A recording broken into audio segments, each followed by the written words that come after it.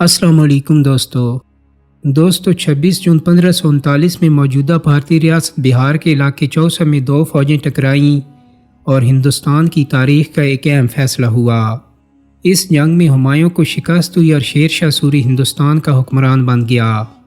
ہمایوں فرار ہو کر موجودہ افغان صوبے ہرات چلا گیا، جو اس وقت ایران کی صفوی سلطنت کے صوبہ خراسان کا حصہ تھا۔ خراسان کے ایرانی حاکم کے وزیر خواجہ محمد شریف نے ہمایوں کی خوب آؤ بھگت کی۔ برسوں بعد ہمایوں کو تو اپنی سلطنت واپس مل گئی، لیکن ایران میں اس کے میزبانوں کے برے دن آ گئے۔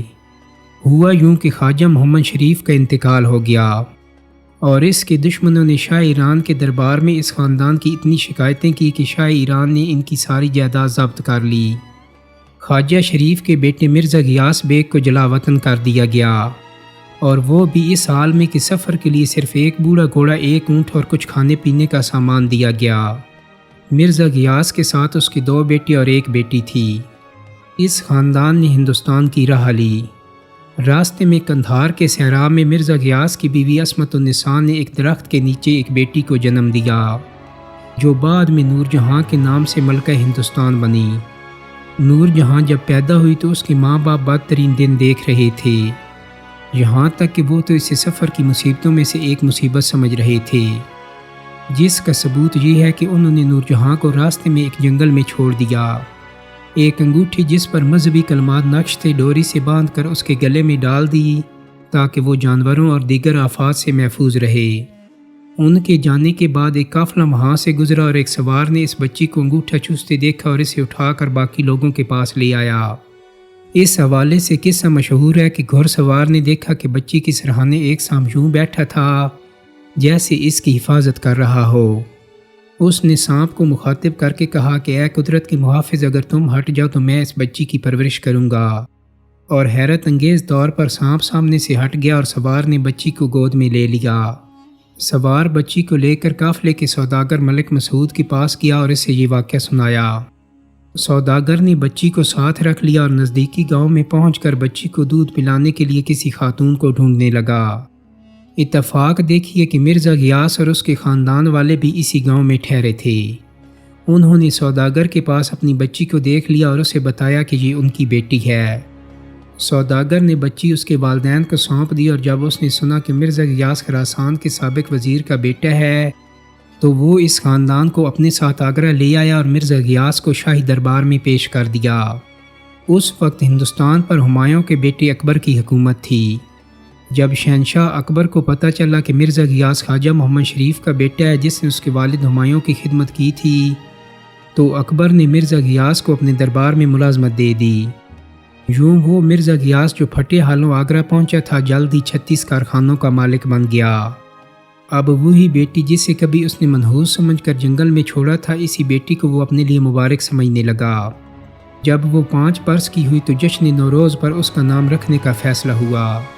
اس کی والدہ تو اسے مہر النساء کے نام سے پکارتی تھی، لیکن جشن نوروز پر قرآن پاک سے فال نکالی گئی تو جو آیت سامنے آئی اس کا پہلا لفظ الشمس یعنی سورج تھا، چنانچہ مہر النساء کو شمس النساء کا نام دے دیا گیا۔ یہی اس کا اصل نام تھا، لیکن وہ اپنے پرانے نام مہر النساء سے ہی مشہور ہوئی۔ مرزا غیاث کا خاندان شاہی محل میں رہتا تھا اور مہر النساء کو بھی شاہی محل کے طور طریقوں کی مکمل تربیت دی گئی۔ یہی نہیں، اس نے تیراکی، نیزہ بازی، تیر اندازی اور شاہ سواری بھی سیکھ لی تھی۔ مہر النساء کو فارسی اور عربی کی بھی تعلیم دی گئی تھی۔ اس کے علاوہ وہ شاعری بھی کرتی تھی۔ اپنی تمام تر خوبیوں کے باوجود مہر النساء شاید تاریخ میں گمنام ہی رہتی اگر شہنشاہ جہانگیر اسے اپنی ملکہ بنا کر نور جہاں کا خطاب نہ دیتا۔ لیکن ہندوستانی تاریخ کی یہ مشہور شادی ہوئی کیسے؟ ایک قصہ تو یہ ہے کہ مہر النساء کا 13-14 برس کی عمر میں شاہی محل میں شہزادہ سلیم یعنی جہانگیر سے سامنا ہوا۔ شہزادہ سلیم کبوتر بازی کا شوقین تھا۔ اس نے مہر النساء کو 2 کبوتر پکڑائے اور انتظار کرنے کا کہہ کر تیسرے کبوتر کو پکڑنے چلا گیا۔ جب وہ واپس آیا تو دیکھا کہ مہر النساء کے ہاتھ سے ایک کبوتر اڑ چکا ہے۔ اس نے غصے میں پوچھا کہ یہ کبوتر کیسے اڑ گیا، تو مہر النساء نے گھبرا کر دوسرا کبوتر بھی چھوڑ دیا اور کہا ایسے۔ کہتے ہیں کہ مہر النساء کی اس ادا پر شہزادہ سلیم مر مٹا۔ جب سلیم کے والد اکبر کو معلوم ہوا کہ شہزادہ سلیم کو مہر النساء سے عشق ہو گیا ہے تو اسے خدشہ ہوا کہ کہیں مرزا غیاث اپنی بیٹی کے ذریعے سلطنت پر قبضے کا منصوبہ تو نہیں بنا رہا۔ اس لیے اس نے مرزا غیاث کو مجبور کر کے مہر النساء کی شادی اپنے ایک ایرانی نوجوان درباری علی کلی سے کر دی۔ کہتے ہیں کہ اکبر نے اس کا شیر سے مقابلہ کروایا تھا۔ علی کلی نے تلوار سے شیر کو مار ڈالا، جس پر اکبر نے خوش ہو کر اسے شیر افغن کا خطاب دے دیا۔ شہنشاہ نے شیر افغن کو صوبہ بنگال میں ایک جاگیر دے کر بیوی سمیت وہاں بھیج دیا۔ شیر افغن اور مہر النساء کی ایک بیٹی لاڈلی بیگم بھی پیدا ہوئی، لیکن شہزادہ سلیم کے دل میں عشق کی آگ مدھم نہیں ہوئی، اور نور جہاں کی شادی کے 11 برس بعد جب 1605 میں شہزادہ سلیم جہانگیر کے نام سے بادشاہ بنا تو اس نے اپنی محبت کو واپس حاصل کرنے کا فیصلہ کیا۔ اس نے اپنے دودھ شریک بھائی قطب الدین کو صوبہ بنگال کا گورنر بنا کر بھیج دیا۔ قطب الدین خود شیر افغن کی جاگیر پر پہنچا اور اس سے کہا کہ بادشاہ کی خوشی کے لیے مہر النساء کو طلاق دے دو۔ غیرت مند شیر افغن سے یہ بات برداشت نہ ہوئی اور اس نے تلوار نکال کر قطب الدین کو قتل کر دیا۔ قطب الدین کے سپاہیوں نے شیر افغن کو بھی مار ڈالا۔ سپاہی مہر النساء کو گرفتار کر کے آگرے کے شاہی محل لے گئے۔ مہر النساء کو جہانگیر کی رضائی ماں سلیمہ بیگم کے حوالے کر دیا گیا، جس نے 2 سال تک مہر النساء کی برین واشنگ کر کے اسے جہانگیر سے شادی پر راضی کر لیا، اور یوں 1611 میں جہانگیر کی مہر النساء سے شادی ہو گئی۔ جہانگیر نے اپنی ملکہ کو نور محل اور نور جہاں کے خطاب دیے، جن میں سے نور جہاں زیادہ مشہور ہو گیا۔ نور جہاں اختیار اور دولت ملتے ہی اپنی نئی زندگی میں کھو گئی اور اس شوہر کو بھول گئی جس نے اس کی خاطر جان دی تھی۔ دوستو، یہ تو تھا تاریخ کا ایک قصہ، لیکن اس تاریخ کا ایک دوسرا قصہ بھی ہے۔ کہا جاتا ہے کہ جہانگیر نور جہاں کو بالکل بھی نہیں جانتا تھا۔ جہانگیر نے تزک جہانگیری میں خود لکھوایا ہے کہ شیر افغن کو بغاوت کی وجہ سے قتل کیا گیا تھا۔ یہی نہیں، اس وقت شاہی دربار کے حالات بھی بہت خراب تھے۔ جہانگیر کے ایک بیٹے خسرو نے اس کے خلاف بغاوت کی تھی۔ جہانگیر نے خسرو کو گرفتار کر لیا اور اس کے حمایتی درباریوں کو قتل کر دیا، جن میں ایک نور جہاں کا بھائی محمد شریف بھی تھا، جبکہ نور جہاں کے دوسرے بھائی آصف جاں اور والد مرزا غیاث کو بھی دربار سے نکال دیا گیا۔ اس دوران نور جہاں قید ہو کر آگرہ کے شاہی محل میں آئی تو اسے سلیمہ بیگم نہیں بلکہ جہانگیر کی سوتیلی ماں رقیہ سلطان بیگم کے کنٹرول میں دیا گیا تھا۔ جہانگیر اپنی سوتیلی ماں سے ملنے آیا تو اس نے نور جہاں کو دیکھا اور اس پر عاشق ہو گیا اور اس سے شادی کر لی۔ اب تاریخ کا کون سا قصہ سچ ہے اور کون سا جھوٹ یہ ہم نہیں کہہ سکتے، لیکن یہ حقیقت اپنی جگہ ہے کہ نور جہاں نے شادی کے بعد اپنی محبت یا چالاکی سے جہانگیر کو مکمل طور پر اپنے کنٹرول میں کر لیا۔ وہ کہلاتی تو بادشاہ بیگم تھی، لیکن حقیقت میں بیگم کا لفظ تو بس فارمیلٹی تھا، اصل میں تو وہ بادشاہ ہی تھی۔ حد تو یہ ہے کہ نور جہاں نے بادشاہوں کی طرح اپنے نام کے سکے بھی جاری کروا دیے۔ شاہی فرمانوں پر لکھا ہوتا تھا حکم نور جہاں بیگم بادشاہ۔ جہانگیر خود کہا کرتا تھا کہ میں اپنی سلطنت نور جہاں کو سونپ چکا ہوں، مجھے صرف 1 سیر شراب اور آدھا سیر گوشت کے سوا کچھ نہیں چاہیے۔ جہانگیر کو شراب نوشی کے علاوہ شکار کا بھی شوق تھا، اور وہ بھی شیروں کے۔ وہ اکثر نور جہاں کو بھی اپنے ساتھ لے جاتا تھا۔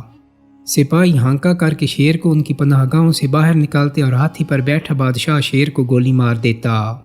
اس میں خطرہ بھی تھا کیونکہ شیر 10 سے 15 فٹ بلندی تک اچھل سکتا ہے، یعنی ہاتھی پر بیٹھے شخص کو بھی نشانہ بنا سکتا ہے۔ ایک شکار کے دوران جہانگیر ہاتھی پر بیٹھا تھا، ہانکا کرتے ہوئے سپاہی ادھر ادھر بکھر گئے۔ ادھر شہنشاہ کو نیند آ گئی۔ اچانک ایک شیر جنگل سے نکلا اور اچھل کر ہاتھی پر چڑھ گیا، لیکن اس سے پہلے کہ وہ شہنشاہ کو کوئی نقصان پہنچاتا، نور جہاں نے شیر کے سر میں گولی مار کر اسے وہیں ڈھیر کر دیا۔ گولی کی آواز سے شہنشاہ کی آنکھ بھی کھل گئی اور وہ اپنی جان بچانے پر نور جہاں کا شکر گزار ہوا۔ ایک اور موقع پر نور جہاں نے 6 گولیوں سے 4 شیر مار ڈالے۔ ان شیروں کو مارنے کے بعد نور جہاں نے فارسی میں شعر پڑھا، جس کا مطلب کچھ اس طرح ہے کہ نور جہاں صرف ایک حسین عورت ہی نہیں بلکہ وہ مردوں کی طرح شیروں کو بھی ڈھیر کر سکتی ہے۔ ملکہ کی حیثیت میں نور جہاں کا سب سے بڑا چیلنج جہانگیر کی زندگی کے آخری دنوں میں پیش آیا۔ ہوا یوں کہ جہانگیر اپنی فوج کے ساتھ دریا جہلم کے پاس ٹھہرا ہوا تھا۔ شہنشاہ کا خیمہ فوج کے مرکزی حصے سے دور دریا کے دوسرے کنارے پر تھا۔ جہانگیر کے ایک جرنیل محبت خان نے جب یہ منظر دیکھا تو اس نے اپنے راجپوت سپاہیوں کے ذریعے دریا کے پل پر قبضہ کر لیا۔ اس بغاوت کی وجہ یہ تھی کہ محبت خان نے کچھ فوجی مہمات کا حساب شاہی خزانے میں جمع نہیں کرایا تھا اور شہنشاہ اس سے ناراض تھا۔ محبت خان نے شہنشاہ سے زبردستی یہ حکم جاری کروایا کہ اب محبت خان اس کا وزیر اعظم ہے۔ ادھر دریا پار شاہی سپاہیوں نے دیکھا کہ شہنشاہ کو قید کر لیا گیا ہے تو انہوں نے دریا پار کرنے کی کوشش کی، لیکن محبت خان کے سپاہیوں نے تیروں کی بارش کر کے شاہی فوج کو پیچھے ہٹنے پر مجبور کر دیا۔ دوسرے دن نور جہاں خود فوج لے کر آگے بڑھی۔ وہ ایک ہاتھی پر بیٹھی تھی اور اس کے گود میں اپنی شیرخوار نواسی تھی۔ محبت خان کے سپاہیوں نے پھر تیروں کی بارش کی۔ شاہی فوج الٹے پاؤں بھاگی۔ نور جہاں کی نواسی بھی تیر لگنے سے زخمی ہو گئی اور نور جہاں کو پیچھے ہٹنا پڑا۔ وہ دوبارہ حملے کا منصوبہ بنا رہی تھی، لیکن محبت خان نے شہنشاہ کو مجبور کیا کہ وہ نور جہاں کو سرنڈر کرنے کا حکم دے۔ شہنشاہ نے حکم دے دیا اور اس حکم پر نور جہاں نے سرنڈر بھی کر دیا۔ اب نور جہاں بھی شاہی فوج کے ساتھ محبت خان کی قیدی بن گئی تھی۔ محبت خان نے جہانگیر سے دوسری فرمائش یہ کی کہ نور جہاں کے قتل کا حکم جاری کرو۔ جب یہ حکم نور جہاں کو دکھایا گیا تو اس نے حکم نامے کی پشت پر لکھ دیا کہ میں شہنشاہ کے حکم پر سر تسلیم خم کرتی ہوں، لیکن مرنے سے پہلے ایک بار شہنشاہ سے ملنا چاہتی ہوں۔ جہانگیر نے یہ بات پڑھی تو اس نے محبت خان کی منت سماجت کی کہ آخری بار نور جہاں سے مل لینے دو۔ جب نور جہاں کو شہنشاہ کے سامنے لایا گیا تو اس کے ہاتھوں میں ہتھکڑیاں پڑی تھیں، بال بکھرے تھے اور چہرہ اداس تھا۔ اس کی حالت دیکھ کر جہانگیر کو اتنا دکھ ہوا کہ اس نے اپنی جان کا خطرہ ہونے کے باوجود نور جہاں کے قتل کا حکم واپس لے لیا۔ محبت خان کو اس بات پر غصہ تو بہت آیا، لیکن مسئلہ یہ تھا کہ وہ شہنشاہ کے حکم کے بغیر نور جہاں کو قتل نہیں کر سکتا تھا، کیونکہ اگر وہ ملکہ کو زبردستی قتل کر دیتا تو سارے ہندوستان میں اس کا سخت رد عمل ہوتا اور مغل اس کے دشمن بن جاتے۔ چنانچہ وہ خاموش ہو گیا۔ نور جہاں نے اپنی جان بخشی ہوتے ہی محبت خان کو راستے سے ہٹانے کا منصوبہ بنایا۔ اس نے اپنے لاکھوں روپے کا زیور بیچ دیا اور اس پیسے سے خفیہ طور پر افغان سپاہی بھرتی کر لیے۔ لاہور سے بھی اپنی مدد کے لیے 2000 اضافی فوج بلوا لی۔ شاہی فوج پہلے ہی ملکہ کے ساتھ تھی۔ نور جہاں نے محبت خان کے بہت سے افسروں کو بھی خرید لیا۔ محبت خان کو بہت دیر سے احساس ہوا کہ نور جہاں کے مقابلے میں اس کے وفادار بہت تھوڑے رہ گئے ہیں۔ چنانچہ وہ اپنے مٹھی بھر ساتھیوں کے ساتھ جان بچا کر بھاگا اور دکن میں شہزادہ خرم کے پاس پناہ حاصل کر لی۔ نور جہاں نے جہانگیر کو محبت خان سے تو بچا لیا، لیکن موت سے نہ بچا سکی۔ اس واقعہ کے کچھ عرصے بعد جہانگیر کا کشمیر سے واپسی پر انتقال ہو گیا۔ جہانگیر کے 2 بیٹے خسرو اور پرویز اس کی زندگی میں ہی مر چکے تھے۔ اب تخت کے صرف 2 دعویدار تھے، شہزادہ شہریار اور شہزادہ خرم۔ نور جہاں کی بھی جہانگیر سے کوئی اولاد نہیں تھی، اس لیے وہ اپنے داماد لاڈلی بیگم کے شوہر شہریار کو شہنشاہ بنانا چاہتی تھی، لیکن اس کا اپنا بھائی آصف جاہ اپنے داماد شہزادہ خرم کے حق میں تھا۔ حالانکہ نور جہاں نے ہی آصف جاہ کو دربار میں عہدے دلوائے تھے اور اس کی بیٹی کی شادی خرم سے کرائی تھی، لیکن آصف جاہ نے احسان فراموشی کرتے ہوئے بہن کو نظر بند کر دیا۔ لیکن اس دوران نور جہاں کے داماد شہریار نے شہنشاہی کا اعلان کر دیا، مگر اس کی حکومت صرف 3 ماہ ہی چل سکی۔ لاہور کے قریب آصف جاہ اور شہریار میں ایک اہم جنگ ہوئی جس میں شہنشاہ شہریار کو شکست ہوئی اور وہ گرفتار ہو گیا۔ آصف جاہ نے شہریار کی آنکھوں میں سلائیاں پھیر دی اور اسے قید خانے میں ڈال دیا۔ اب آصف جاہ کے داماد شہزادہ خرم نے ہندوستان کا تخت سنبھال لیا اور شاہ جہاں کے نام سے حکومت کرنے لگا۔ شاہ جہاں نے تخت سنبھالتے ہی شہریار کو قتل کروا دیا، لیکن اس نے نور جہاں کو رہا کر دیا اور 20 لاکھ روپے سالانہ وظیفہ مقرر کر دیا۔ نور جہاں نے بیوگی کے 18 برس لاہور میں کاٹے اور اپنی نگرانی میں جہانگیر کا مقبرہ بنوایا۔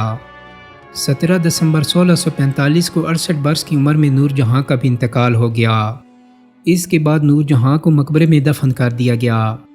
لیکن دوستو، آپ کو یہ سن کر حیرانی ہوگی کہ مقبرے کے نیچے موجودہ تہہ خانے میں جہاں نور جہاں کی اصل قبر ہے، نور جہاں کی باقیات موجود نہیں۔ مہاراجہ رنجیت سنگھ کے تعصب اور نفرت کا شکار نور جہاں کی ہڈیوں کو کتوں اور بھیڑیوں کے آگے ڈال دیا گیا تھا۔ راجہ رنجیت سنگھ کا مسلمانوں اور مغلوں سے نفرت کا یہ عالم تھا کہ اس نے نور جہاں کی شہرت سے مرعوب ہو کر جلن اور حسد میں آ کر نور جہاں کی قبر کھدوا دی اور اس کے تابوت میں موجود ڈھانچے کو باہر نکال کر اس کا معائنہ کیا۔ وہ متجسس تھا کہ ایسی نابغہ روزگار ملکہ کا ڈھانچہ کیسا ہوگا۔ یہ نامعقول شخص جانے کیا توقع کر رہا تھا کہ اسے نور جہاں کی قبر سے کیا ملے گا، لیکن محض بوسیدہ ہڈیوں کا ڈھانچہ دیکھ کر وہ سخت بد دل ہوا اور طیش میں آ کر ان ہڈیوں کو کتوں کے آگے ڈالنے کا حکم دیا۔ یہ بدبخت اپنی نفرت میں اتنا آگے بڑھ گیا تھا کہ اس نے ایک میت کی حرمت تک کا خیال نہ کیا اور اسے دوبارہ تابوت میں رکھ کر دفنانے کے بجائے کتوں کے آگے پھینکوا دیا۔ دوستو، امید کرتا ہوں کہ میری آج کی ویڈیو آپ کو پسند آئی ہوگی۔ اگر ویڈیو اچھی لگی ہے تو اس کو لائک اور شیئر کر دیں۔ میرے چینل کو سبسکرائب کرنے کے ساتھ ساتھ بیل آئیکن کو بھی کلک کر دیں تاکہ آپ کو میری آنے والی مزید ویڈیوز کے نوٹیفیکیشن ملتے رہیں۔ بہت جلد ہی ایک نئی ویڈیو کے ساتھ ملاقات ہوگی۔ اپنا بہت سارا خیال رکھیے گا۔ اللہ حافظ۔